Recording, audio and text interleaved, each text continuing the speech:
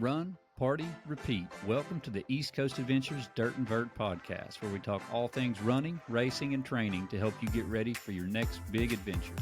Learn from our successes and our failures, and have fun at the same time. Join us right here every week with inspiring guests who share their captivating tales from the trails. And remember, nobody cares. Run faster. All right, welcome back to the Dirt and Vert Podcast. I'm David. And I'm Matt.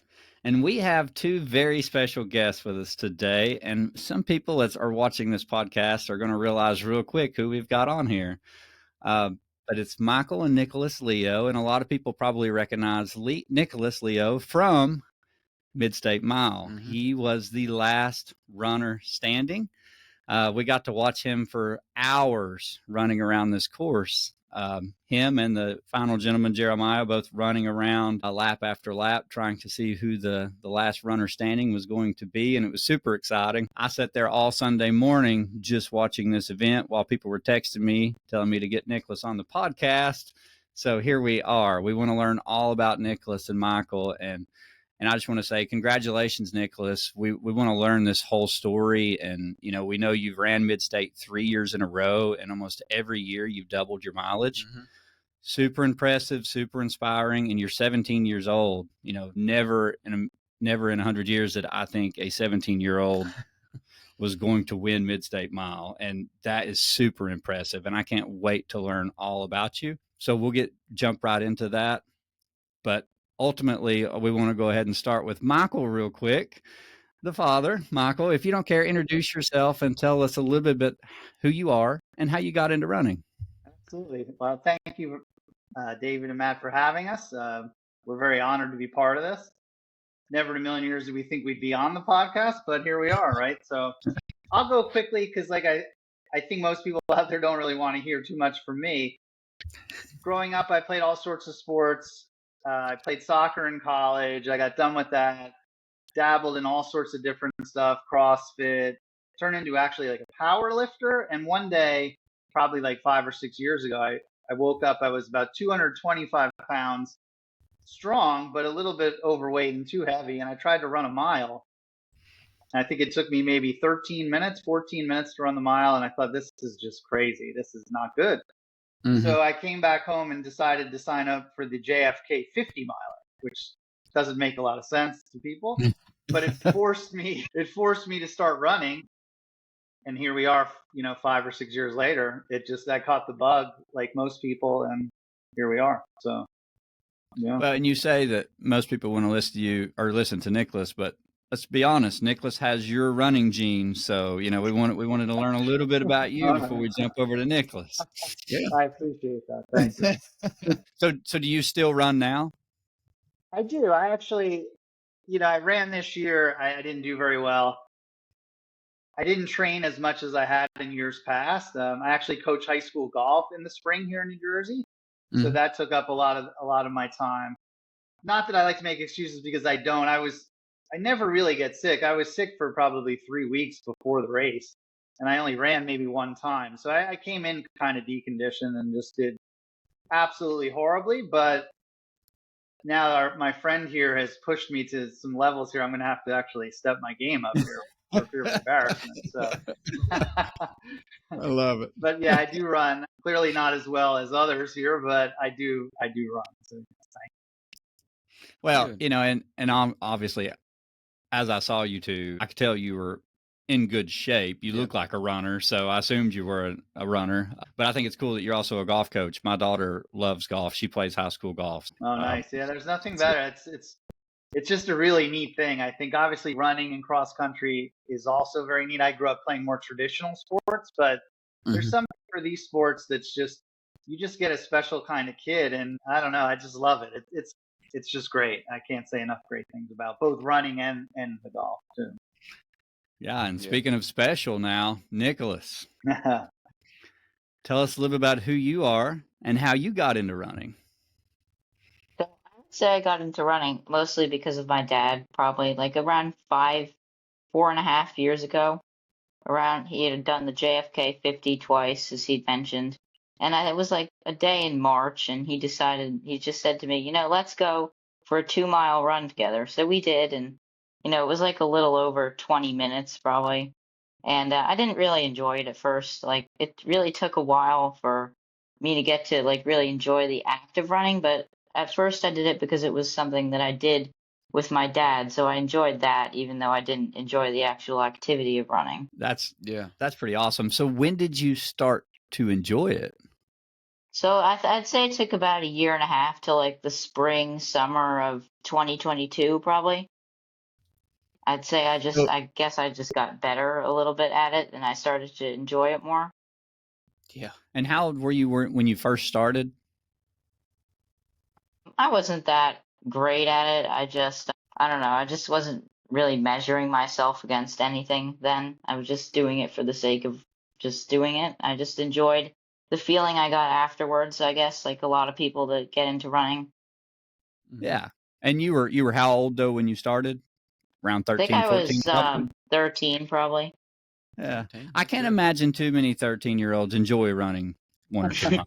So, I mean, that's understandable. But, you stuck with it. Yeah. And yeah, you stuck with it because it was something you did with your dad, kind of like a bond, which is really cool. Did you ever at some point cross that bridge where you were like, do you run track or cross country now? Or do you just train for these ultras? I'm running cross country in the fall, but no, I have not run it beforehand. But I like doing a mixture of both, of training for both events. I think they complement each other well. I love it. So this is your first year running cross country? Yes. Oh, wow. I love it, that's man. Good. Yeah. So that's like a huge paradigm shift of like not loving running at all, just doing it with your dad. And now it's something that you and your dad enjoy. And who knows, you might enjoy it more than your dad right now. I think so. Which is really cool. I mean, because now it's something that, to run the distance that you just ran, very impressive. I mean, over 90 miles with that much elevation.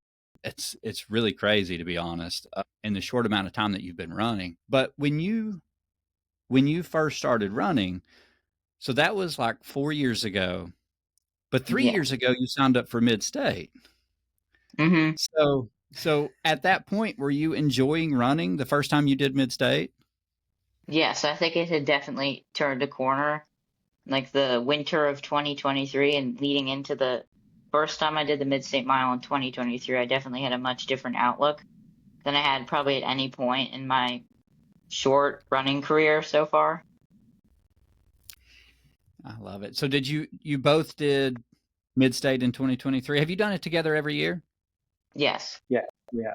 I love that. So how did the first year go? It went pretty well. I guess so. It went pretty well, but like the hill, it's hard to do justice to it with like pictures or anything like that. Yep. Really nothing online that we had seen or read about the course really prepared us for like actually seeing it the first time. And we tried to mimic the elevation as well as we could with the terrain we have in New Jersey. There was really nothing quite like seeing that hill for the first time and just how steep it was. And the downhill too, like I had not been prepared for how much it would hurt my lower leg muscles at all. Like that was just a totally new feeling. But it was just it's from the first like moments that we were running the race, it was just very clear to both me and my dad that like this is a very special race. Like the kind of people that do this race are great people to be around. And I think that's part of what has attracted us to come back for the last 2 years. And I just think also that like how subjective the race is. Like there's nowhere to hide. It's just you against your own performance. Like you can blame other things for what might happen, but in the end, it's just what you're capable of out there. Yeah, you bring up a really, really, really good point. I'll tell some of my newness to the very first year I ran this race in 2020. But I was just messaging back and forth with Becca because we didn't even know what this race was. She had just posted it and they were talking about it. It's just a mile. I'm like, it's me and my buddy Mike. We're like, yeah, we'll do this. And we show up. We never even walked the course. So we're sitting over here, and one of our buddies now, his name's Doug Holder. He's sitting right behind us, and I didn't know Doug at the time, but Doug's like, "Hey, are you you guys running today? And we're like, yeah. He's like, what's your goal? I was like, I'd like to get 100 miles. He's like, have you walked that loop? I'm like, no. He's like, okay. I did the first loop, and I come back, and I sat down and looked at Mike, and I said, we're not doing 100 miles. Not happening. So it's very hard to explain. And when I explain it now, like when people ask me about this hill, here's the best way I can explain it. Imagine walking up a hill that you can touch by putting your arm straight out. Yep. Mm-hmm. That's the easiest way to explain it. And it still doesn't do it justice because of how long this hill is.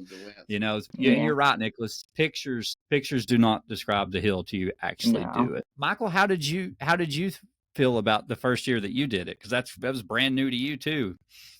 Yeah, for sure. I mean, we had watched, I don't know if the documentary was out with Chad at that point. I think it might have been. Was it out? I don't know. We might have. I heard. No, I don't know. Go ahead. I think the trailer had came out before, and then they showed it at the race. Right. Okay. So I had heard about it on the podcast and thought, oh, it's just something. It sounds just really unique.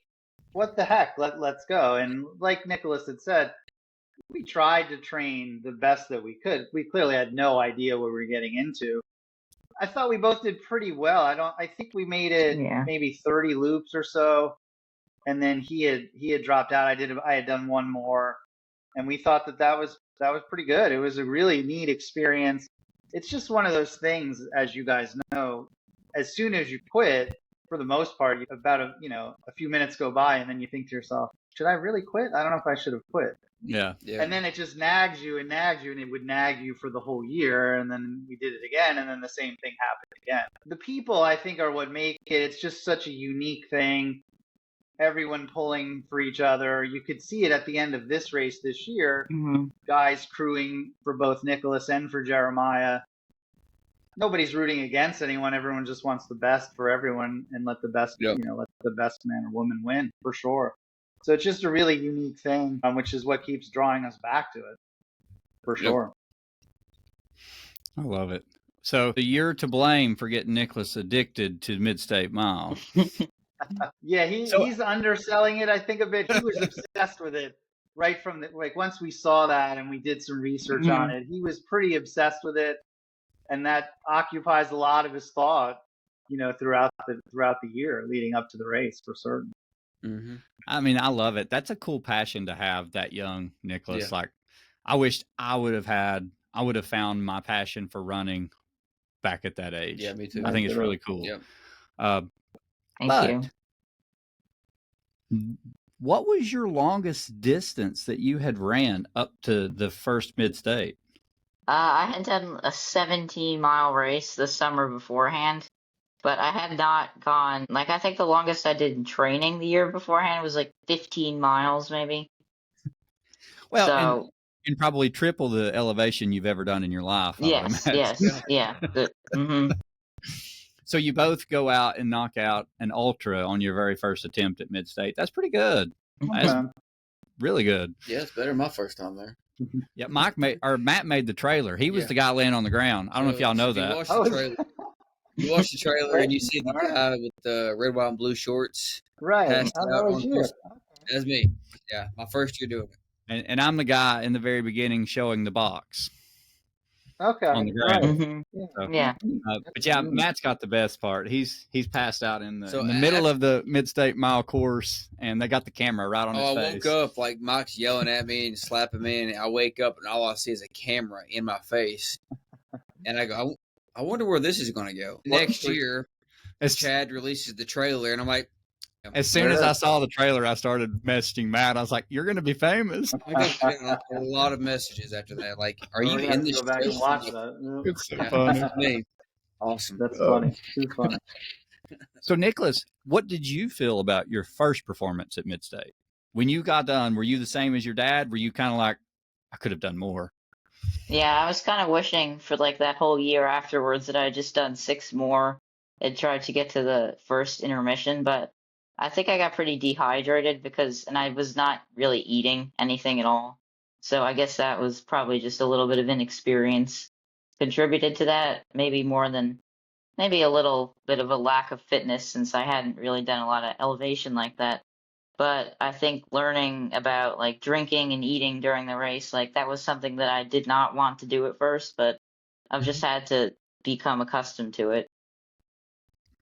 Yeah. Now, did either one of you experience like GI stomach issues in your first time there? Yes, I've had stomach issues all 3 years, actually. Oh, have you really? Okay. Yes. Well, you manage it really well, or seem Well, to at maybe least this last time. that's just probably what it looks like from the outside. This year, this year in the middle of the night, I was really struggling internally, and it was really bad for a while there. Well, you didn't show any cracks, which is really good. You had your poker face on, sir. Yeah, you did, definitely. You must get that. You get the poker face from your dad. Like that's pretty impressive. Probably. That's probably where I get that. So Michael, you didn't really have any GI issues. No, first not couple of- really.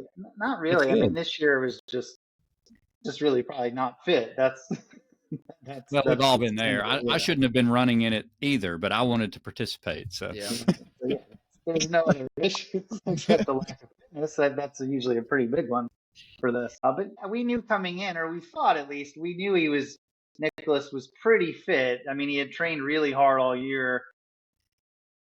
It's impossible to say, do we think he could win the race? You know, people would ask, do you think he can win? And we would say, I don't know. Who knows? There's so many variables to this thing, hundreds of variables. Everything has to go right. You need a huge element of luck, I think, to actually win this thing. But we knew he was fit. And if things, if his stomach kept at bay and other issues, we knew he had at least an outside chance to do so. But there's so many great runners that it's impossible to say. But yeah. Mhm. yeah, he works really hard. So hopefully he'll tell you that. But it's all him too. It's not really me. It's him. So, we're definitely gonna ask some questions there. We want to know. So Nicholas, your first year. Yes. When you finish with your 30-ish loops, Mhm. it's 30 loops, right? Is that what you did? Yeah. Yes. Yeah, 30. What was your biggest problem at that point? I think remember? I was probably just like really tired, like not a lot of energy, and my stomach was empty. And I think my urine was just like dark yellow. So Ooh. yeah, I think that was really the problem. And I had some soreness in my legs, obviously. Yeah. Well, that heat is extremely hard to mimic sometimes with that elevation and training your stomach to handle food. And that's just something that comes with time, unfortunately. And the more you do it, the better you get at it. So it's understandable. But what did you do the second year to train to do? Because you basically, I mean, if I looked at everything right, you went from 30 loops the first year to roughly like 60 loops the second year to, 90-ish this year, and that's impressive. What did you do? What did you focus on to try to get better? I think a lot more volume, and we discovered some steeper and longer hills. Still nothing in like comparison in steepness to the actual course, but we did a lot of training on the hills. And I think that definitely helped. And also like I think I changed my mental approach a little bit probably. Like I think I trained my mind more to just like be able to just keep going and not be thinking about anything. And I also incorporated a lot of longer like bike rides over hills and lead up to the second year, and I think that definitely helped as well. Oh yeah, that's quad burners, baby. So were you focusing on trying to get a lot of volume, or were you focusing on trying to get a lot of elevation? Or both? I was trying to get a mixture of both. I'd say it probably leaned more towards a focus on elevation than volume per se, but there was still a good amount of volume, like around 50 miles a week for like the later spring of 2024. Yeah, that's good. Were you did you take a different fueling strategy for your second year? Yeah, I tried to eat like more like solid real food that would have more sugar, more carbohydrates. Because like the first year, I think all I actually ate, for this is kind of a joke, but all I actually ate was rice cakes and fruit. So obviously that's not going to do it. So I tried to eat like more solid and actually like calorie dense foods the second year, and I think that definitely helped. Yeah. Nicholas, you sound like you have studied a lot for endurance running. So I'm actually quite impressed right now. You put a lot of work into this. So I hope everybody sees that and hears that. Michael, how about you? Did you do anything different your second year? We actually pretty much trained together. So I mean, I didn't get to go on those nice long bike rides, but we did a decent amount of elevation. I would say my volume was pretty similar between that 50. I actually probably ran more miles than he did in that leading up to that second year. I would say I averaged probably between 50 and 60 miles a week for a pretty good chunk of time. I think what I had the problems with in the second year was the downhill. Just my quads just completely blew up, and I was fine. It's just one of those things, right? You're fine until you're not fine. I felt great, and all of a sudden I felt awful.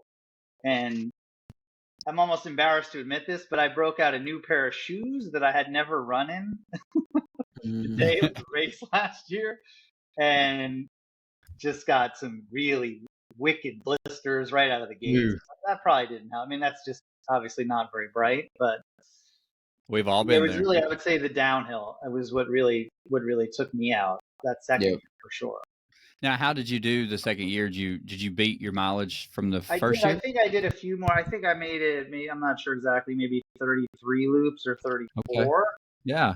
And it's just a mental game, right? I thought, okay, there's only maybe a couple loops to the intermission, but I feel so terrible. What's the point of even going to the intermission? I mean, and obviously once you let that in your brain, that's just the end. So that was and that's the thing I love so much about a last man standing race.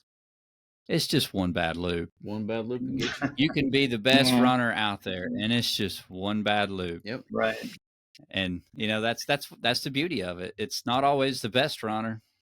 It's the runner that what Nicholas just said a minute ago, and is trying to turn your mind off, trying to just run and do your thing. And you obviously did that this year, Nicholas. So, but I love hearing the fact that you completely changed your nutrition. You focus more on more solid foods and definitely more nutrition dense foods as far as like calorie dense foods.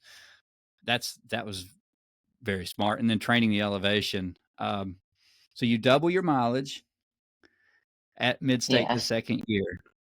Now we're coming into 2025 where you look like a completely different runner out there this year. I mean, completely different. You were strong the whole time. You may have had some cracks in the foundation, but you weren't letting on like that. You looked really good the whole time. Now, thank you.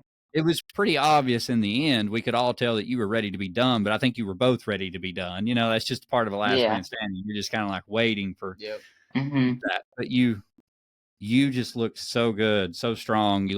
You looked very consistent. And I mean, I even think your last lap was the fastest last lap they've ever had. I heard John say that, correct? I don't remember exactly. I was half awake watching this movie or watching the ending, but I thought I heard him say that. But you were so strong. So what did you change from year 2 now to year 3 for your training?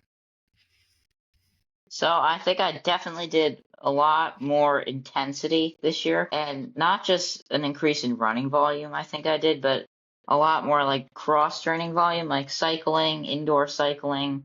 We brought like one of those stair climber machines that you can adjust the resistance on. So I used that a lot. I did a lot of intervals on that and a lot of stuff just so that like the pace that you'd have to run to get in like well under 20 minutes wouldn't really bother me. I also did because the biggest problem all 3 years for me has definitely been the downhill. It hasn't been the uphill. It hasn't been the flats. It hasn't been the time limit. It's just been going down the hill. So starting last summer, I just did a lot of like light deadlifting and light squats with kettlebells. And I think that really strengthened my quads, and that definitely helped this year. I could just feel it from the beginning of how much stronger they were and more prepared to take on the pounding. That definitely has helped you. Your wiser beyond your years right now, Nicholas. I'm quite impressed listening to you talk about what you've already learned. It took me 5 Thank years to you. figure some of the stuff out, and a lot of incorrect. I mean, I even went to rhabdo one time in hospital. So you're doing way better than I started out. I'm a long ways away from that, but you've done much better at navigating it.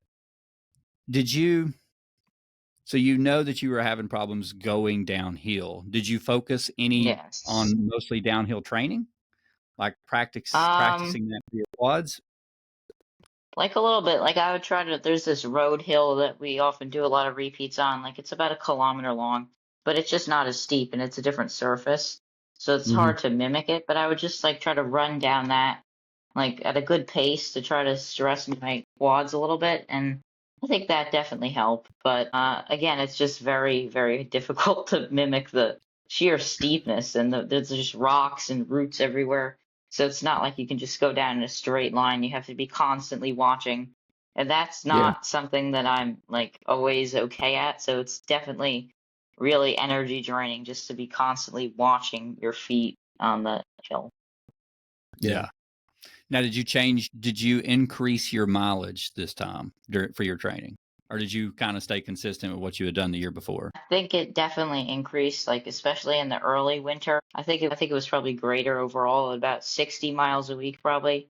And then factoring in all the cross training, it was probably equivalent to a little more. I mean, I don't know the exact specifics of what a conversion like that would be, but I would say it definitely increased overall. That's great. So how many days a week do you try to strength train? I'll try to do at least a little something every day, like whether that's just sit-ups or pull-ups or just something a little bit every day usually helps.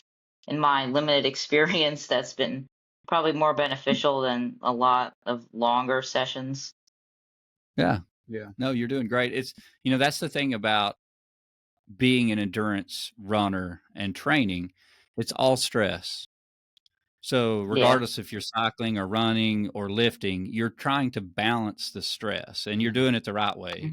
Running should be your most volume, and then you sprinkle in some intensity with lifting and cycling so that you don't just continue to stress your body to where you don't make that adaptation. So like I said, you're saying great things. Like I said, I'm quite impressed for what you already have done. And, you've obviously spent a lot of time either researching this, or you and your dad have spent a lot of time researching it together, but you've done well.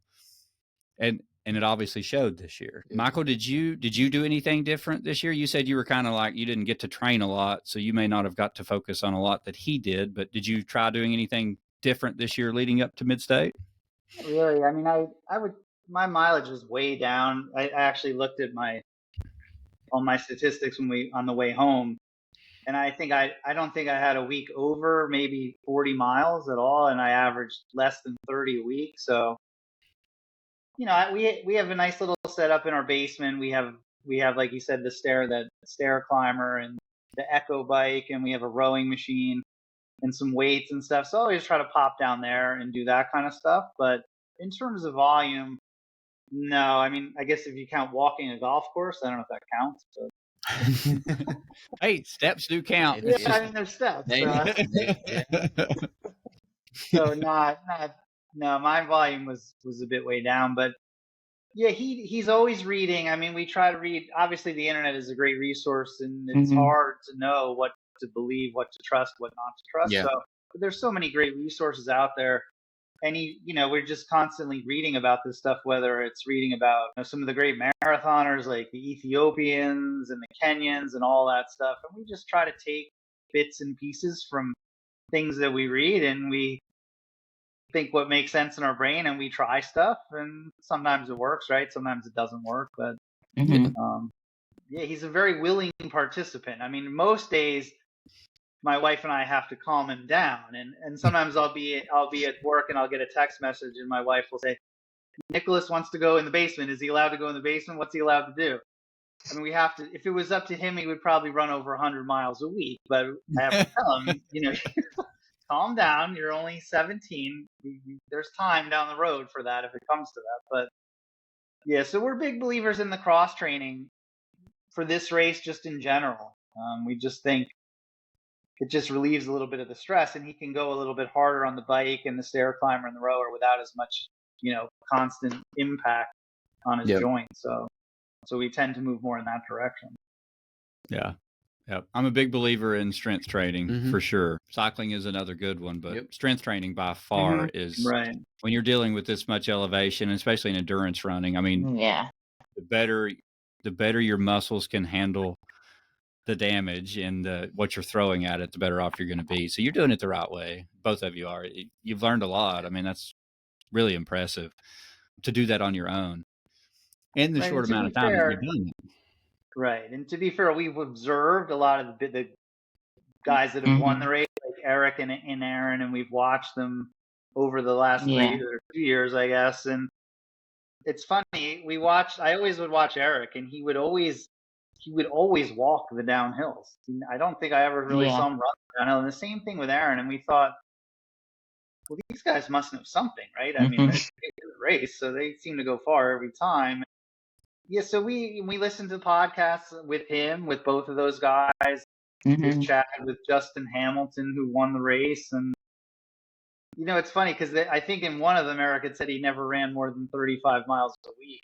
I thought, is that real? That can't be real. You think that's real? Yeah, so who really knows? I think we had him on our podcast. Yeah, he told us that he did just like time on feet. I think I remember him saying that on the podcast. I think when we had him on here, he said he was running like 35 miles a week. So so time on feet. We like to, we observed, and listen, he did it all. I mean, it's one thing to observe it and know, have a plan, but to actually put it into motion during the race is obviously a completely different thing. Yeah, and that's what makes this race so fun. It's and challenging is that every year is completely different and a completely new challenge. Like this year, it was, you started as soon as we started, it was the mud. I mean, it was just mud from the whole beginning, and it was, that was a game changer for how long this race was going to last. Because that just starts wearing your glutes and hamstrings and everything down over time, just getting sucked into that mud. And then it came that torrential downpour for like 30 minutes straight, and it was crazy. That was pretty fun. Yeah, but it made the cool me off quick. Yeah, the river running through the course, that was interesting. Yeah. So one last question, Nicholas, before we jump into a little details of the race. What did you do this year now for nutrition? I say I probably did the similar stuff to last year. Thankfully, Darren at the end of the race introduced me to salt pills, which I think I will definitely implement those in the future because they're just so much easier to stomach than like the liquid salt drinks, because those were definitely bothering me at multiple points during the race. Oh, yeah. And I tried to eat, again, a lot of solid foods and some fruit and stuff like that. But I'd say I had a strategy pretty similar to what I did last year because that had just worked pretty well. So I decided not to really implement any major changes to it. Good. Yeah. Yeah, the hydration drinks can get old after about 12 hours. We sure can. So it's nice to have something to change to, and salt pills definitely is a game changer because you can at least drink some water and throw some pills in and keep at some going. point you just crave water. Yeah, you may go for a few hours and all you want is just water, and the salt pills really help keep getting that sodium in. So that's a good move. So Nicholas, we line up at the start line. There's 100 of us at the start line. What's going through your head?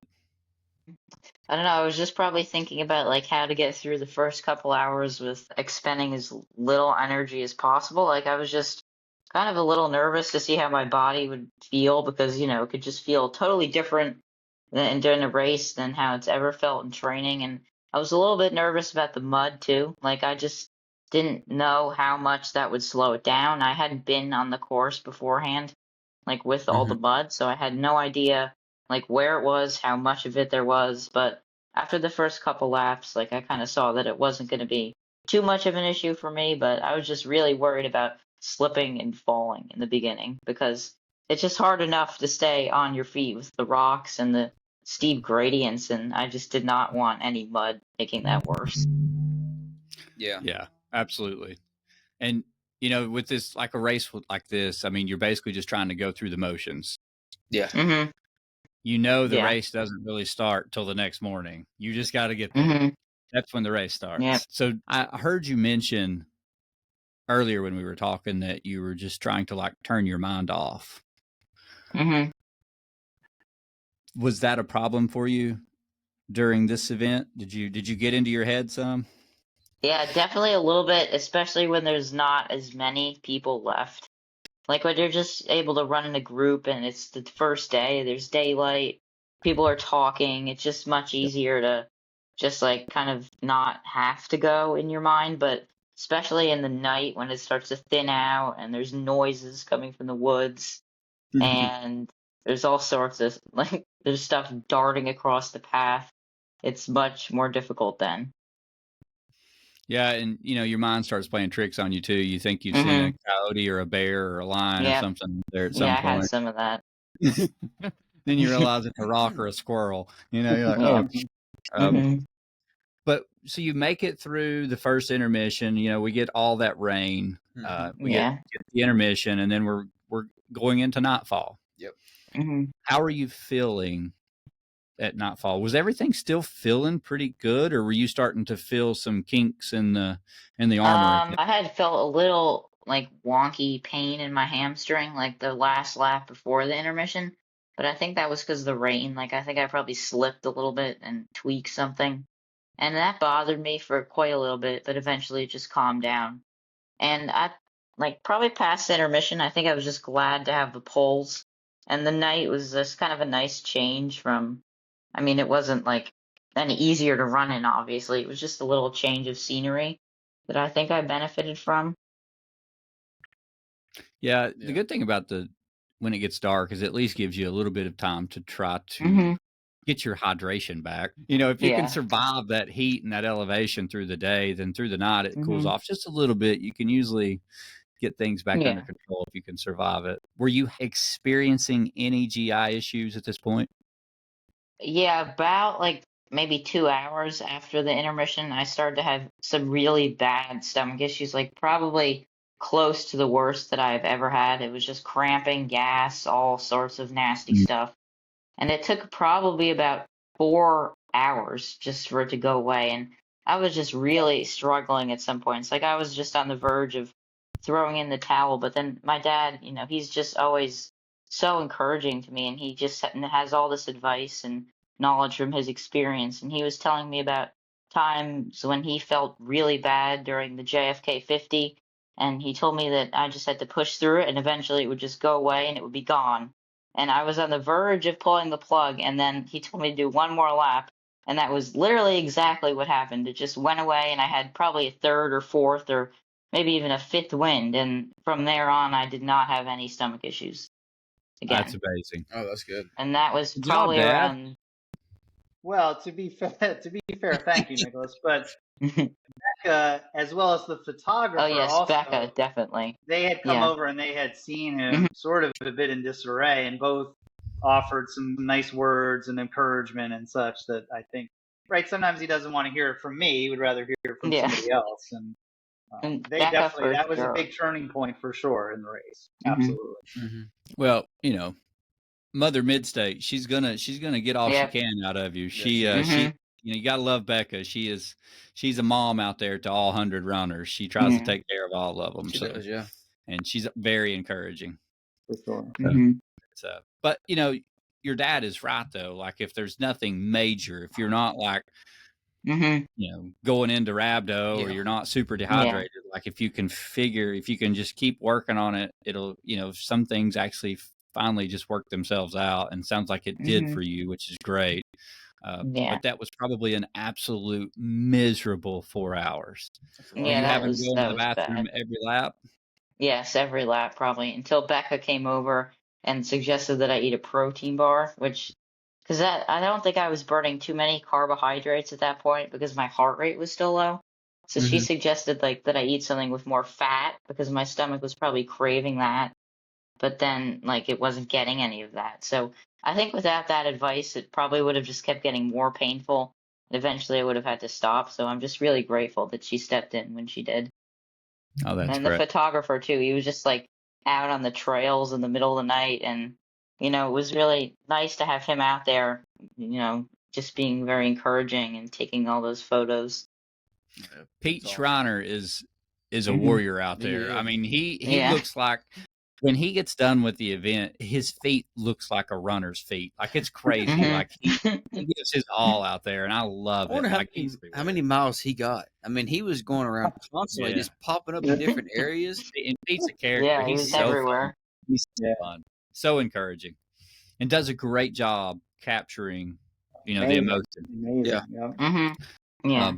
So you go 4 hours like that. So man, that's impressive to have that much grit Yeah. as a 17-year-old. I don't know many 17-year-olds that would suffer through that. They would have thrown in the towel at the first sign of that probably. So, and very impressive stuff, Nicholas. And that shows that your Thank you. mindset is pretty strong already to be 17 years old, which is great. You got some grit and some Thank tenacity you. to you. So that goes away. You start feeling better. The hamstrings Mhm. kind of went away at this point too, right? Like it's not bothering you as much.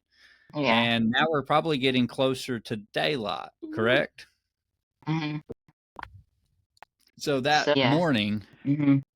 what was going through your head now? You've made it through your first whole like nightfall and starting the morning, and everything's feeling okay. So that's It was- got to be a positive. yeah. How was your mindset at this point? I don't know, it was just pretty surreal to see the sun start to come up again, and then to think that I'd made it through a whole night. That was just it was pretty incredible just to see the sun start to come up. And I also think I got kind of another second wind when the sun came up and I started feeling much better. And then there was a little bit of another rainfall at some point, if I'm remembering correctly.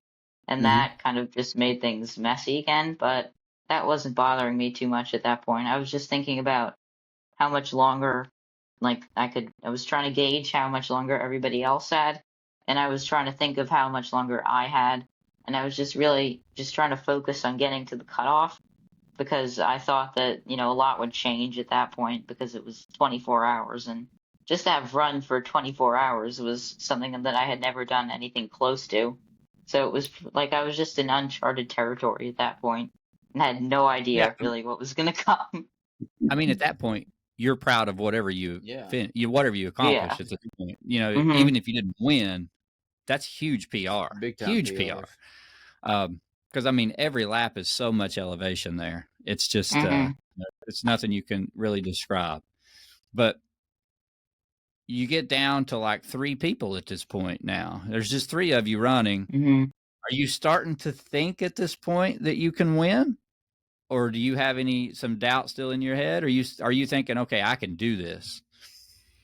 I'd say probably a couple laps after the intermission. I don't know. I knew that I probably had a decent chance to win, but for a while there, Dylan and Jeremiah just looked so strong every lap. They were just metronomically grinding out those laps, and they just showed no sign of distress. They were running fast on the downhill, and then they didn't seem to be in any sort of distress whatsoever doing that, which I was kind of amazed by.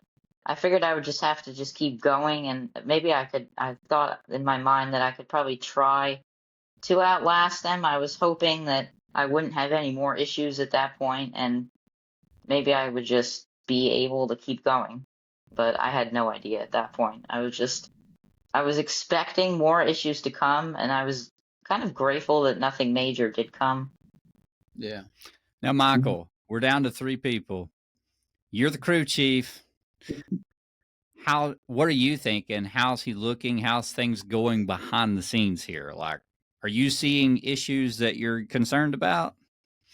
I mean, not really. I think when he had those issues in the middle of the night, when it looked pretty dire, and then he sort of turned that around, I had said to him, just try to get to that second intermission, because once that sun comes up, you're gonna get new life. I mean, I wouldn't know that because I've never done that, but that's things that I've read and heard. That's what people say. Once sun comes back up, you tend to get some new life. That's true. And honestly, and then Darren sort of hopped in and offered his expertise and his experience, because like Nicholas said, we were sort of in uncharted territory. But he looked pretty good. I thought, who knows? Like you said, it can be great, and then one lap later it can fall apart. Yeah. So I tried not to get too far ahead of things in my own mind. But he looked pretty darn good. But at that point, it was so surreal. I mean, we had always joked around about the quilt, and is he going to have the quilt? But it was all in jest and sort of just a running joke. To get that close to it, it's just you try not to get too far ahead and think too far ahead. But he looked pretty good, and I actually thought once he got past that second intermission, I really thought he could win. I really did. I thought that he could win. So. Well, and to be honest, watching Nicholas on the live stream, he looked great. It looked smooth. Yeah, there was no issues. Like, you looked strong. Whether you were hiding it or not, you looked great. So we're down to 3. You all have you've got plenty of help at this point. Like, as I'm watching this live stream, I see like both, all 3 runners. But when we get down to 2 runners now, they both have like their own little crews, and y'all are like, you're just clicking along. But when let's see, gentleman's name that was third, Dylan. Yes, thank you. Dylan. So when Dylan doesn't make it, what is Nicholas? Let's start with you. What was going through your head when now it's just you and one other runner, you and Jeremiah? What was going through your head? Were you like, I think I can do this, or did you still have some doubt? Yeah, I was thinking. I don't know. I had a little bit of doubt because he just looked so strong, and I just didn't think, because he obviously has probably a lot more experience than I do over these longer events. Like the Mid-State Miles probably has been the last 2 years the longest thing I've ever done. So I was just trying to key off him a little bit. But I think when Dylan dropped out, like, that was kind of like, I was kind of shocked a little bit because he had just looked so strong. And then I think at that point I knew, like, that I probably had a good chance, because I couldn't exactly see like how everybody else was feeling, but I knew that in my own body I felt good and my mind felt good. So I figured I was just going to go as long as I could, and I just wasn't going to stop. Well, and it got pretty exciting those last 4 laps. Like, you could see Jeremiah like really struggling, and man, and I got to tell you, it was so inspiring too. I mean, he would not give up. Like, he left. That's what you want to see. That's what makes that race so great. It's what made it so great the very first year. Greg Armstrong gave his whole body to that race, falling across the finish line, him and Chad, lap after lap. I mean, at one point, Greg comes across and just literally falls across the finish line, loses his trek poles, gets up, they help him up, the whistle goes off, and he just starts going again. And that's kind of what I felt like Jeremiah was doing. He was just like anything he could do. Yeah. And I don't know how he kept coming in, because every time I was like, okay, he's not going to make it this lap. He doesn't look good. And he would come in, and I'm like, wow. But you, at that point, Nicholas, I think you could taste a little blood, because it almost seemed like that gave you new wind, because it looked like your time picked up a little bit, like you were trying to suddenly, just show that you were still in high spirits, because you looked like you started coming in a little quicker there towards the end.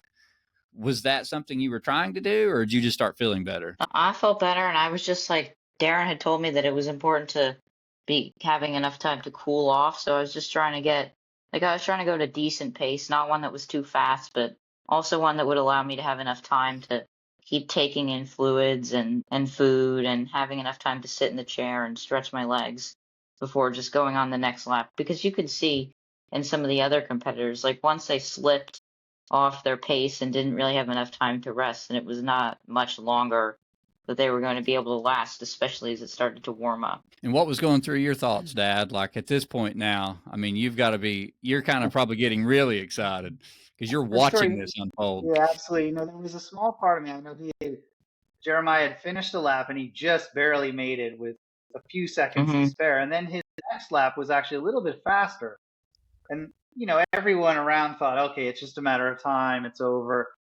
In my brain, I thought to myself, because I saw them just pumping him full of salt pills and all sorts of stuff, I still thought to myself, there's a chance here that stuff just kicks in, and he's got so much experience with this kind of stuff that he turns the corner and then this thing is back on. So I tried not to get too far ahead of myself or let Nicholas get too far ahead of himself. He would come in and he would say to me, when is he going to quit? And I would say, I don't know. Just be patient. Just be patient. One more lap. Don't worry about it. So there was that small part of me that thought he might turn it around, but Yeah. I mean, he was unbelievable. He left it all out there. It was, he couldn't have done much more. Yeah, and you know, that is what makes it so exciting though, Nicholas. Like when people were watching the live stream, that just made that story that much better because he was giving everything he had, you know, and that's what makes it so fun. Like you're both out there just giving it, and you could see it on your face. You know, it's kind of like you ever watched an old Rocky film where someone just keeps getting up and you're like, you know, and that's, I could see like on your face, Nicholas, you were just like ready for it to be done. So when your dad said, like you were saying, when's it going to be done? You know, and like that starts to weigh on you, you know, like when that starts getting in your head, that's a thing that can start bringing you down too, but it didn't. But you know, that's something that can start to weigh on you if that person just keeps fighting. You're like, geez. But you know, ultimately Jeremiah comes through, time's out, and you know, very emotional, you know, finish for him. Yep. And then you take off like a wild man to do your last lap, and that's your victory lap. So you nail this, you knock this thing out in like, I don't know, it was like 13 or 14 minutes. I think it seemed like it was that fast. I don't remember how fast it was, but it was fast. What was that lap like? I bet that was like the best, most joyful lap you had. I probably wasn't really processing what was happening at that point. I was just glad to be done because my quads were starting to hurt, and I figured that like I wouldn't be able to go for much longer if that persisted. So I was just probably glad to be done, but I think it was just also surreal, just like being out there all by myself on that hill, on the downhill, and then really coming into like the final straight there, like that was pretty special. I'll probably remember that for a long time. Well, you got to think about it this way, Nicholas. There's only been what, 4 or 5 people that have got to run that entire course by themselves. Yeah. So you're one of the very select few that have earned that privilege. So be very proud of that, man. That's truly amazing. Thank you. Now you cross the finish line.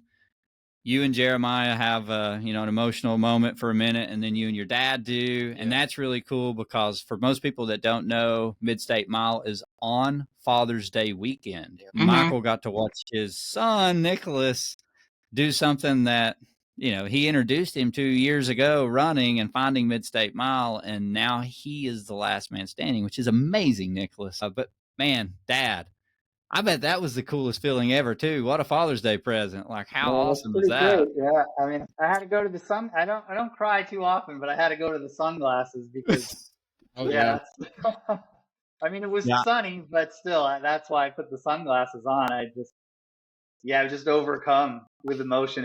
He wasn't really, but super special. Still even hard to this day. Sometimes we'll just think, did you really win that race? It still seems kind of surreal to us, to be fair, but just amazing. Just amazing.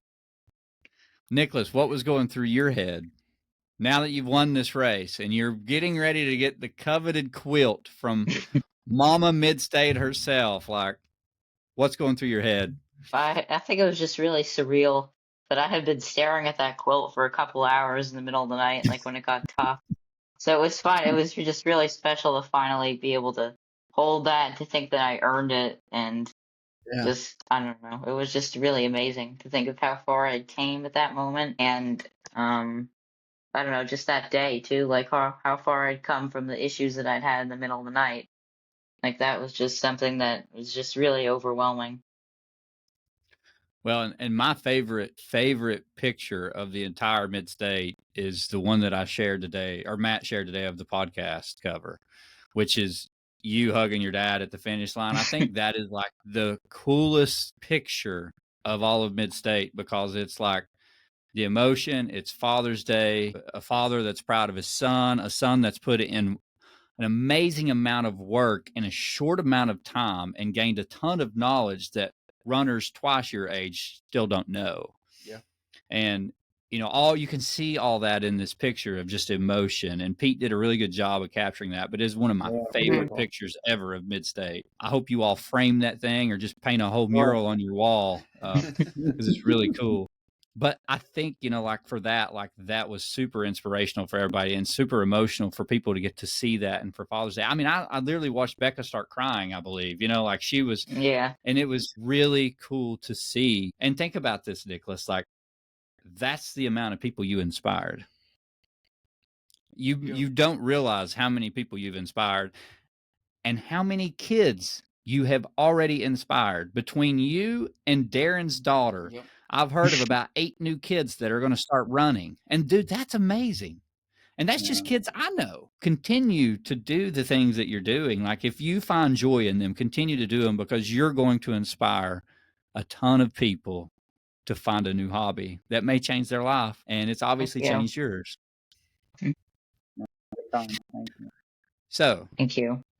One last question from me. Well, actually 2 questions. I shouldn't say that. Are you coming back to Mid-State next year?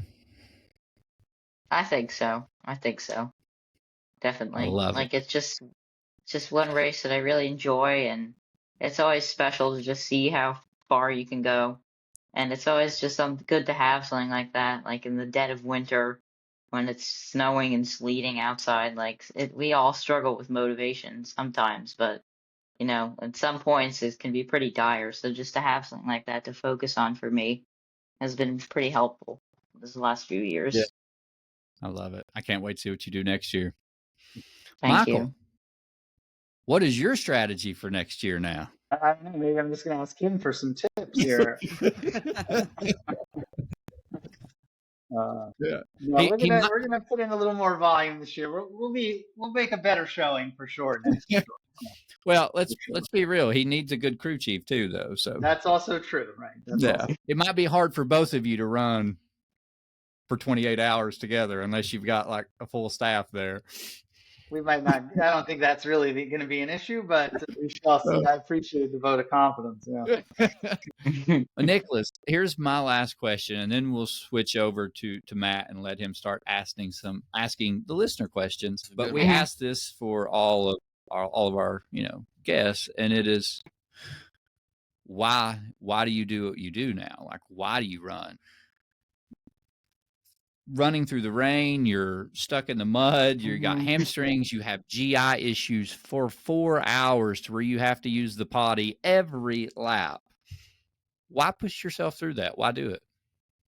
I think I just enjoy it. I mean, obviously I don't enjoy having the GI issues and the hamstring issues, but I just do enjoy, especially a trail race like that, being out in nature and seeing what I'm capable of. And even when it just gets tough, I remind myself that I have, dealt with similar things in training that have bothered me like that. And I've just put in a lot of work, and it's my responsibility, I guess, to be present on that day and just I guess repay myself in a sense for all that I've done to prepare for the race. And also I think the spirit of the race is that everybody puts their best effort forward. So it's just important to really do that to honor the great race that Becca and John have created. Well said, sir. Thank you. Said. And I will say, what you said, I'm going to elaborate on that a little bit because you're 100% correct, spot on.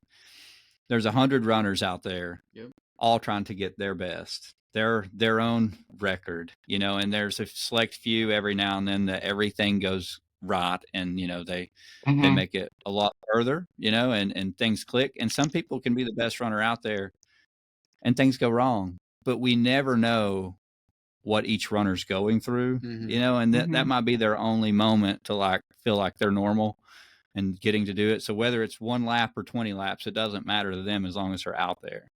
And, we're all doing our best. So I love hearing you see that, or I love hearing you say that, and the fact that you already see that.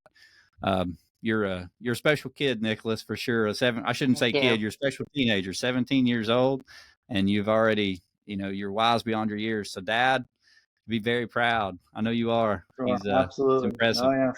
Yep. Thank you.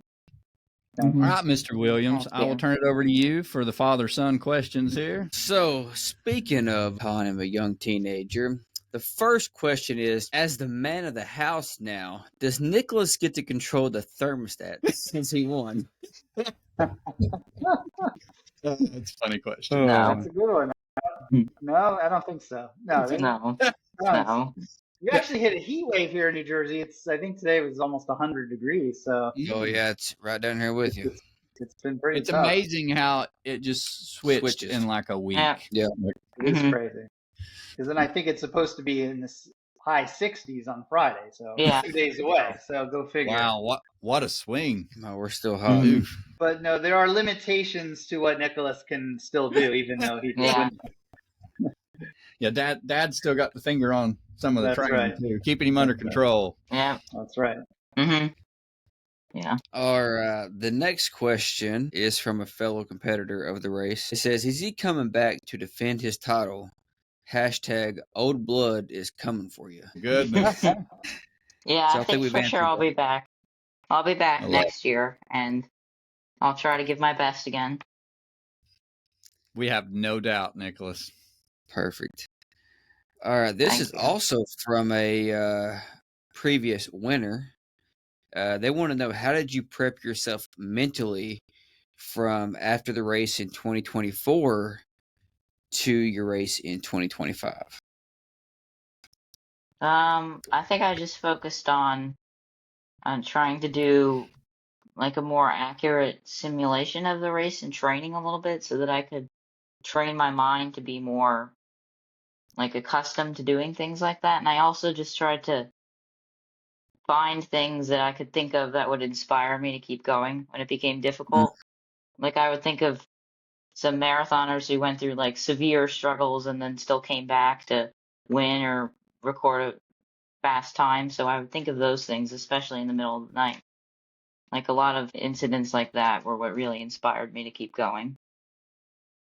Because there have been just If been I so may many interrupt people. here. Yeah. Go ahead. Because there have Yeah, just go been ahead. so No, many go great runners that have really had just so much more severe issues than I have, that have came back to do greater things than I have. So it's just really inspiring and thought provoking to think about that stuff in my lowest moments during the race.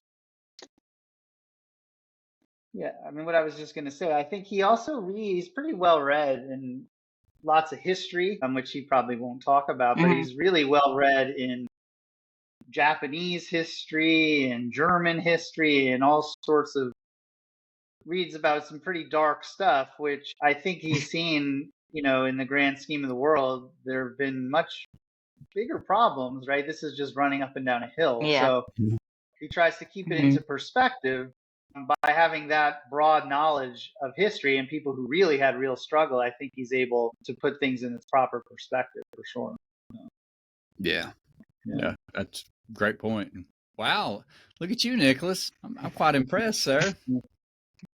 Thank you. Let's see. The next question is, what was your, for both of you guys, what was the toughest moment that each of you had during the race? I would say for Okay. myself, probably around 1 a.m. or wherever that was. I don't know how far it was. Maybe like 50 loops was when I was really at my lowest moment with my stomach problems. But I'm just grateful that I was able to come out of that. And there's so many people that I have to thank for helping me come out of that I probably could not have, been able to do it on my own. Like, obviously, I still had to go out there and run, but for all the people who just helped me turn the corner, I'm very thankful towards.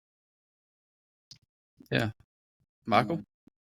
I mean, my performance doesn't really warrant an answer here, but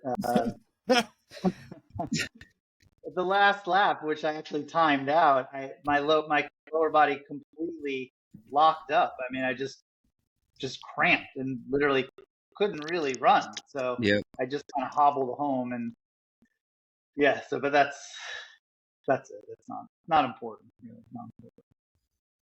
No, it's good though, because there was a few times when I was doing the climb that I thought, if I cramped right here, you can't climb. I mean, you're just going to stand there forever. So, I mean, that is something you're definitely fighting the whole time. Yeah. Let's see.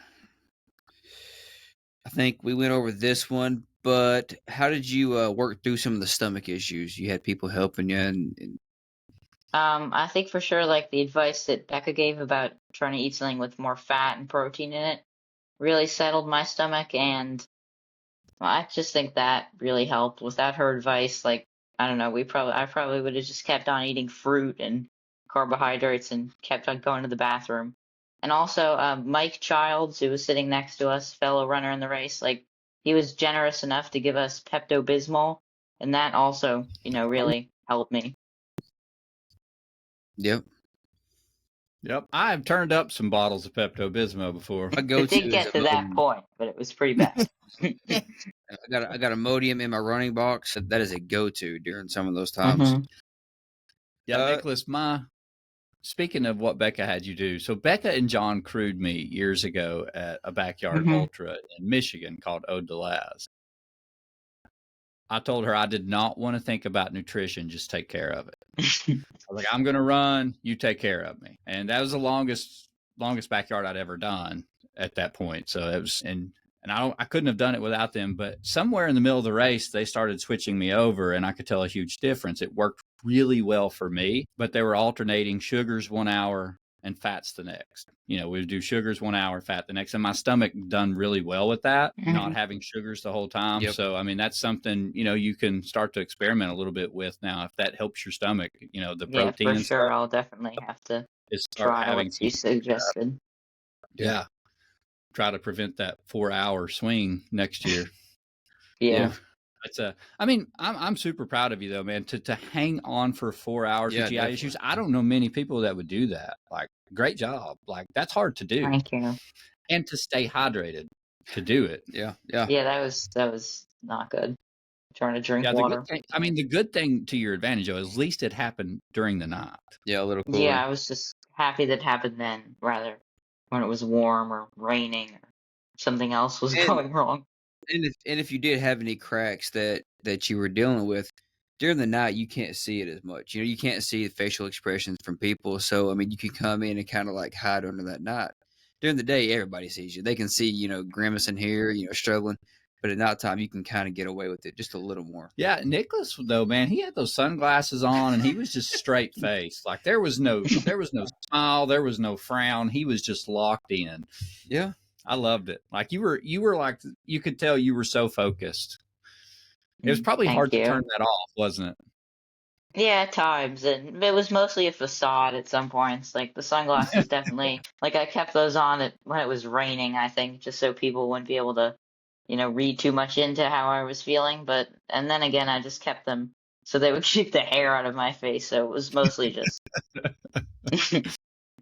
Love it. All right, this is my last listener question, and this kind of goes back to your training. But what does your basic training program look like to prepare for Mid-State Mile? There's not necessarily too much of a program. Like we just have runs, workouts, a lot of stuff that we'd like to do each week, and a good mixture of both strength training, like easy running, moderate running, tempo, speed, and especially like a long run. And this year I started implementing like a long run at a little bit of a faster clip and over hills on roads. And I think that also definitely helped me. That was a big part of my training this year.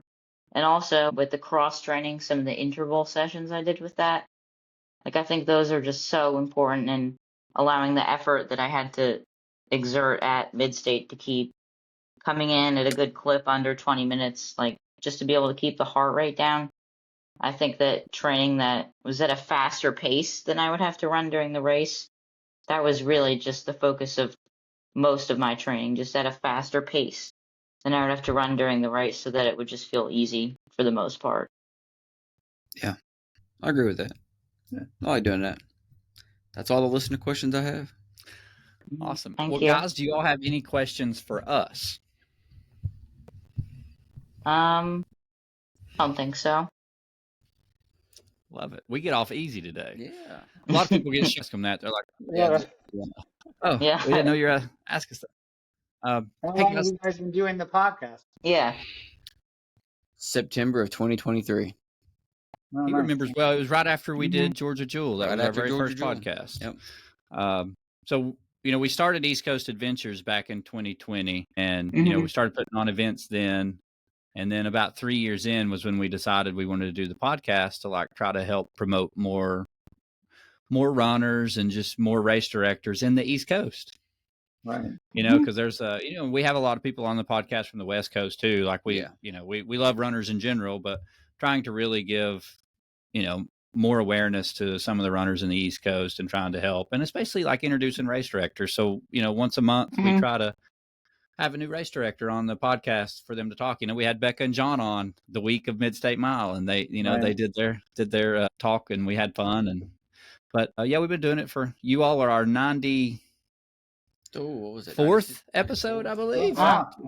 Hit 100. Very good. Impressive. When we first started, we were kind of, we didn't know what it would be like, and we're usually, we're pretty happy with how many listeners we have. We didn't think we would have more than like 12. So the fact that we have, more than 1,000 a month just on Spotify and a couple other streams is impressive. So very good. Very good. We enjoy it. And I got a feeling this will not be your only podcast, Nicholas. So I'm sure you'll continue to be on if I get more. Mm-hmm. You definitely will, sir. Yeah. Don't worry. And it may not be in the next week or two, but you're definitely going to be on some more podcasts. Yeah. I can assure you of that. As more and more people hear about this, they'll want you on there. Oh, it's already made it out. It made it like people that I didn't even think kept up with the race. Like they knew that we do it all the time, but they'd all of a sudden share 17-year-old wins Mid-State. I'm like, oh, good. You guys are paying attention to this. So that's cool that people see that and they're recognizing it by posting it themselves. So, yes.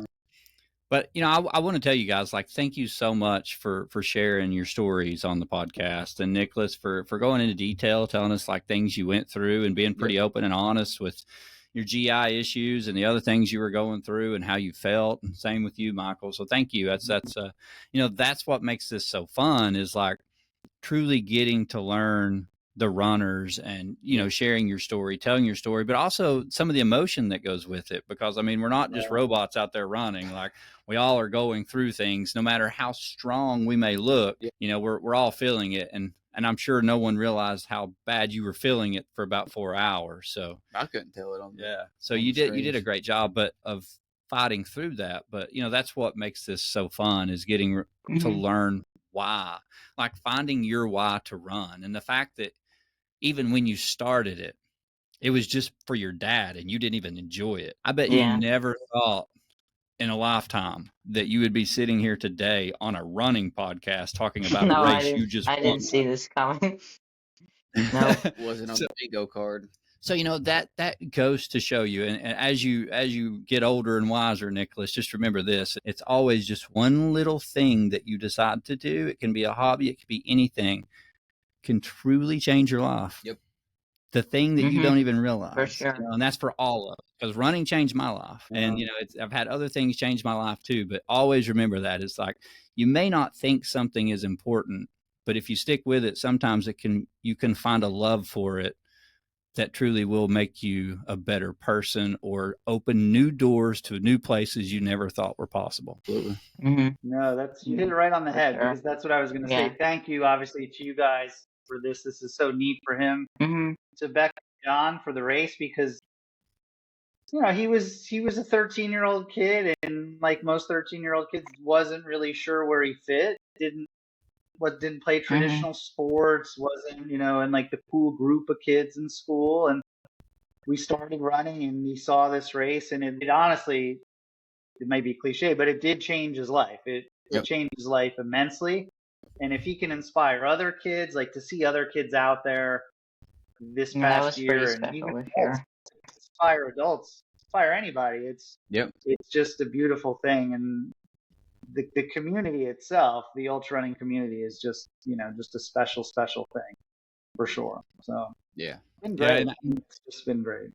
Yeah, no, you're spot on. And to that point, Nicholas, like, I think you just found your community. Yeah, I think so. You're going to make plenty of friendships over the next 10, 15 years. So just keep being you, man. You're inspiring all kinds of people. So keep doing what you're doing. Thank you. And Dad, don't let him overtrain. No. That's the thing. I mean, I think sometimes, especially around here, people think, well, this father must just be a lunatic. What's he doing, pushing this kid? I think John even said to me, "Will you lock him in the basement and make him train?" I said, no, it's all him. I don't think there's ever been a day where he's woken up and said, "I'm not going to run today. I don't feel like running, or I don't feel like doing this." I'm like, my wife Chris and I, we have to contain him, or he would just go bananas. So you do exactly the opposite. You lock him out of the basement. I mean, pretty much we have to lock him in the basement because he'll just go down. Even now, he hasn't run since the race. And every day he wakes up and says, "What do you think today? Can I run?" I said, "Let's just take it easy. You just ran 30,000 feet of elevation gain over almost 100 miles. Just go ride the bike. Go ride your bike out in the neighborhood for a little bit." So I'm sure tomorrow when we wake up, he's going to be itching to run, but we'll try to hold off a little bit longer. Let him feel here. So. Well, I love it. Yeah. Don't go too crazy with it, Nicholas. That way you have a good long career. Exactly. Well, guys, honestly, thank you. This has been so much fun. We truly appreciate your time, and we can't wait to get to run with you both next year. So hopefully we'll get to share some miles together. It'll be my fourth time running with him. My fourth time next year running with him. So outstanding. Well, guys, thank you all so much. And we appreciate your time. Thank you.